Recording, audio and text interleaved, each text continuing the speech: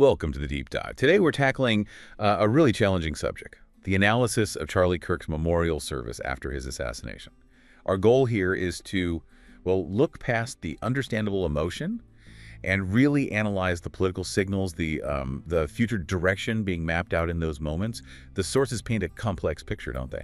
They absolutely do. And that contrast is, I think, the immediate thing you notice. You have this incredibly human event, especially Erica Kirk's speech, offering forgiveness to the killer, which was just astonishing. Yeah. But the political analysts, they were quick to point out the immediate takeaway wasn't unity. It was actually that this is likely to speed up political discord. Hold on, though. If his widow makes such a powerful statement of, well, grace, why would the sources immediately point to more conflict? Shouldn't that kind of act maybe put the brakes on the political maneuvering, at least for a bit? You'd think so, perhaps. But the service itself, it instantly became a stage, really. A stage for the movement's key figures to lay out their sometimes conflicting visions for what comes next. And President Trump certainly set a tone. Right. His remarks, the sources said they jarred with the service's overall feeling. He seemed to use it to signal very clearly that he wasn't backing down on imposing his personal power, that unity was, for other people to worry about. Exactly, and let's get to the really surprising part. He praised Kirk, called him a missionary, someone who did not hate his opponents. Standard eulogy stuff, maybe? Okay. But then he completely went off script. He actually said, and this is the direct quote, "That's where I disagreed with Charlie. I hate my opponent, and I don't want the best for them." Wow. So openly contradicting the person being eulogized. Yeah. At their memorial service. Precisely. It wasn't just talk. It felt like him drawing a line in the sand. This is the direction, intensification, not respectful disagreement. And did his policy signals back that up? I mean, the source mentioned cracking down on radical groups, hitting out at the media, progressives, and going back to the 2020 election stuff again, it doesn't exactly sound like a plan for bringing people together, does it? Not at all, but that's just one part of the picture. If you sort of zoom out from Trump's comments, the service actually gave us this fascinating snapshot, like an MRI, one source called it, of the whole Make America Great Again movement.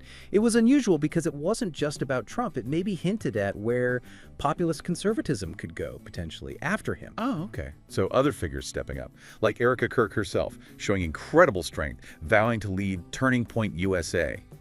And her words, "Point young people away from the path of misery and sin." That's framing it as a definite moral, even religious battleground, isn't it? Very much so. And you could also see, perhaps, the early outlines of the 2028 GOP race taking shape.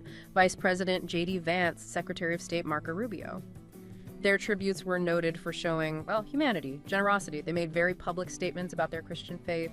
Analysts saw that as a nod towards maybe an intensifying religiosity in the party, especially among male voters. Interesting. And Vance really captured that sense of mission, saying, "For Charlie, we will rebuild this United States of America to greatness." So looking back at Kirk's role, the consensus seems to be he was vital for the 2024 win, right? Particularly with younger voters and bridging gaps, like bringing in figures like RFK Jr.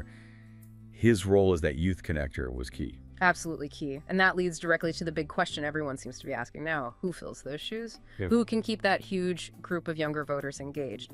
Especially thinking about the 2026 midterms, the movement lost its main voice for that generation. So you end up with this stark contradiction, which the sources really highlight.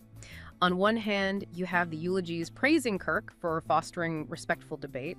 On the other, you have the sitting president promising deeper division. So for you listening, what's the immediate takeaway here? It seems the consequence of Kirk's death isn't some kind of national coming together. Instead, it looks like the start of a real internal fight over where conservatism goes next. Is it respectful engagement, or is it this more ruthless personal power politics? And that fight is definitely not over. Think about how J.D. Vance ended his tribute. He said, "You ran a good race, my friend. I love you. We have got it from here." Powerful words. The question we'll leave you with, the really provocative thought is, what happens if they can't really get it from here without Charlie Kirk's very specific, very unique set of skills? What does that mean for American politics down the line?